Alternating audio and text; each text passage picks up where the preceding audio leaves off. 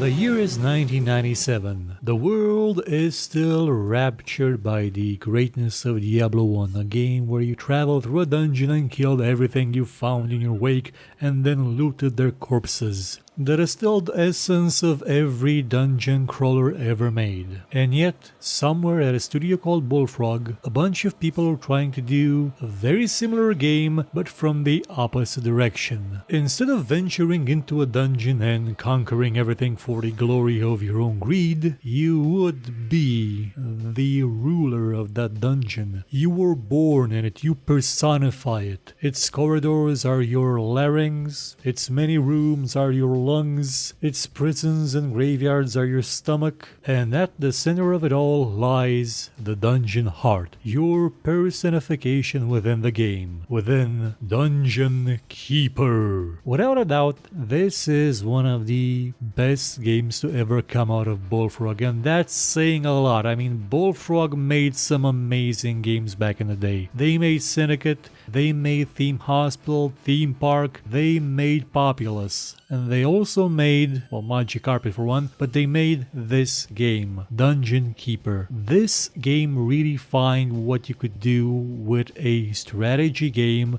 with a dungeon crawler, with a management game, with humor, with style, with freedom. Now, of course, I'm maybe exaggerating a bit. There were previous games that did similar things in certain ways, not as complicated, not altogether, but within Dungeon Keeper, everything was put together in perfect harmony, apart from some technical aspects. This game was made in a long dead age when 640 by 480 was a resolution, and I remember playing it in that resolution on my old CRT monitor and it looked fine. It currently doesn't look fine. And what you're seeing behind me is actually the SDL engine reimplementation of Dungeon Keeper called Keeper FX that lets me amp the resolution a bit, but that does cause the, everything to be slightly blurry.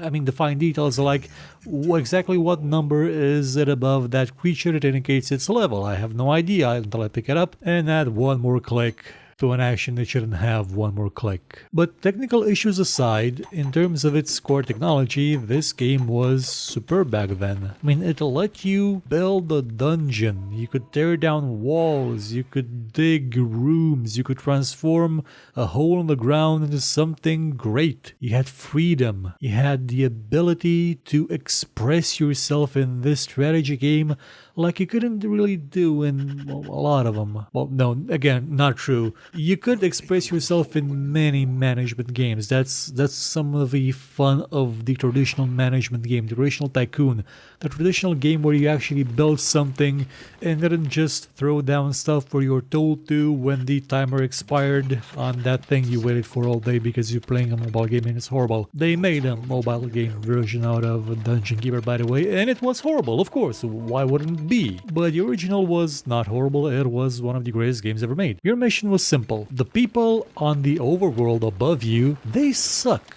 And the game's narration wastes absolutely no time in getting you into the right frame of thought for this game. I mean, just listen to it. Eversmile. Set in the realm of joy, the people of Eversmile are plagued only by aching facial muscles, and not anthrax as we had hoped. Eversmile is a disgusting land of good humor and polite frivolity.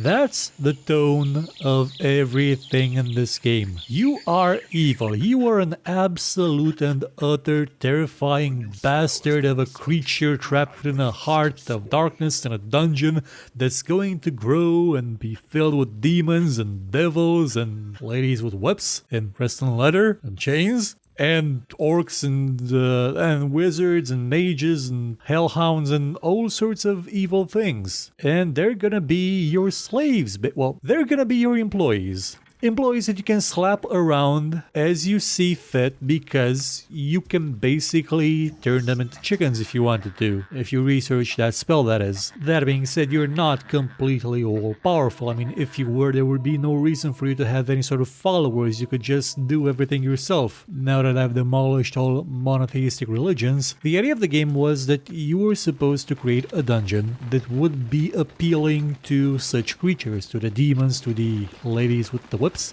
to the hellhounds, to the wizards, to the warlocks, or whatever the name was. And they would come one by one to your dungeon. They would live there. They would work for you. You had to pay them. Yes, an evil dungeon run by someone that can literally possess you and drive you headfirst into a trap and kill you had more benefits than my first full-time job, the being paid part. Getting these creatures to join you was just one small part of the affair. You then had to use them to actually do stuff like use them to guard your dungeon, use them to research stuff, use them to capture prisoners and interrogate them or torture them or kill them or sacrifice some of your creatures to the dark gods to increase the happiness of all the other ones.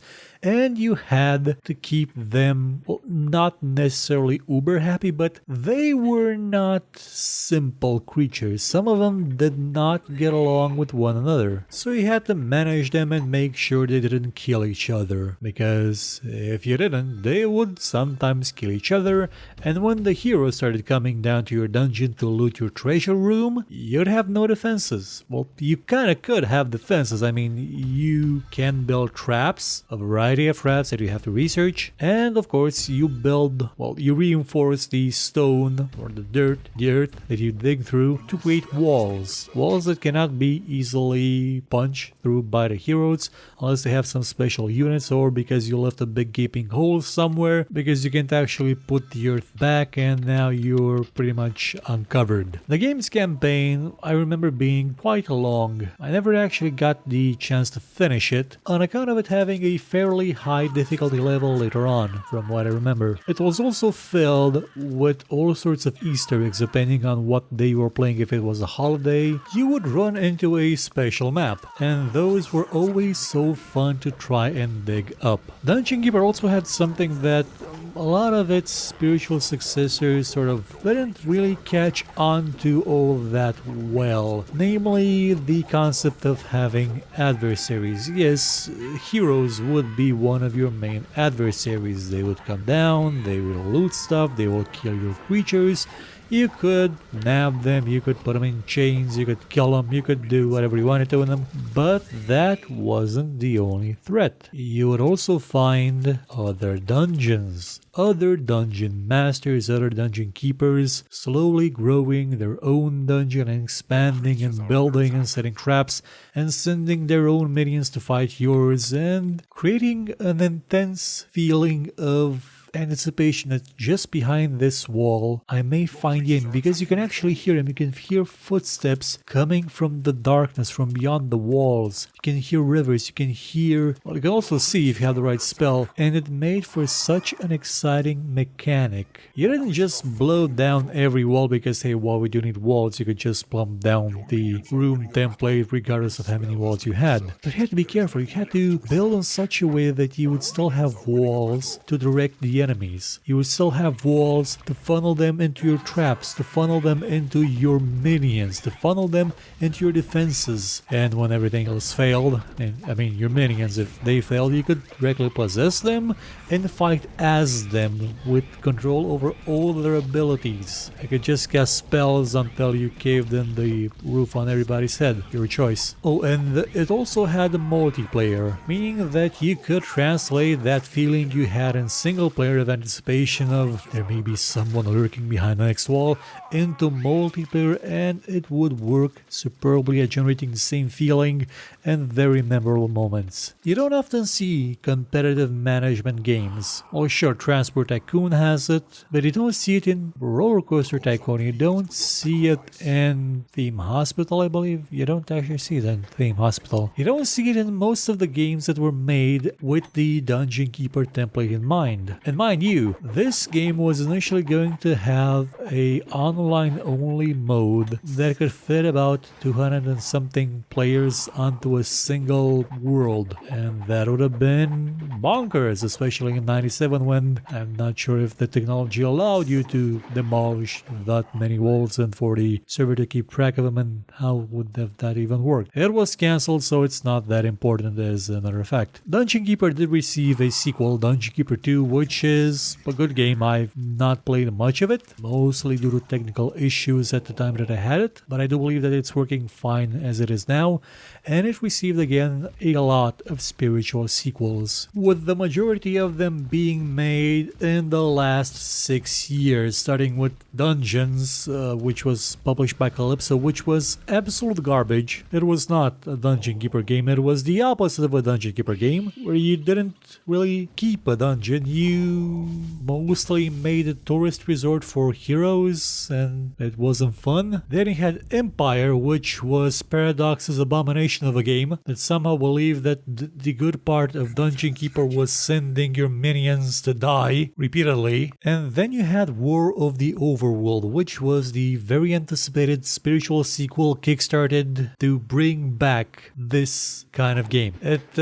was okay, it didn't really blow people's socks off in the final version. Oh yeah, and then there was Evil Genius that had its own twist on things. But the original is still something special, and hey, if you want to buy it, you could consider getting it off GOG, because there may or may not be an affiliate link with the game in the description of this video. The game currently costs €5.40, though Dungeon Keeper 2 appears to be on some sort of sale because it's 70% off, so it's €4.40, so it's about $5. Though I do believe that may be because I actually own one of them, so who knows? No one knows. No one. Just remember, if you play it, either get this version, Keeper FX, or if you want to use the standard DOS version, press Alt-R to switch to a bigger resolution so you can actually see stuff. Sadly, the version that's on GOG is not the Windows one, though I'm not sure if that would even work. But the DOS one does. So go play it. It's a fantastic game. Goodbye.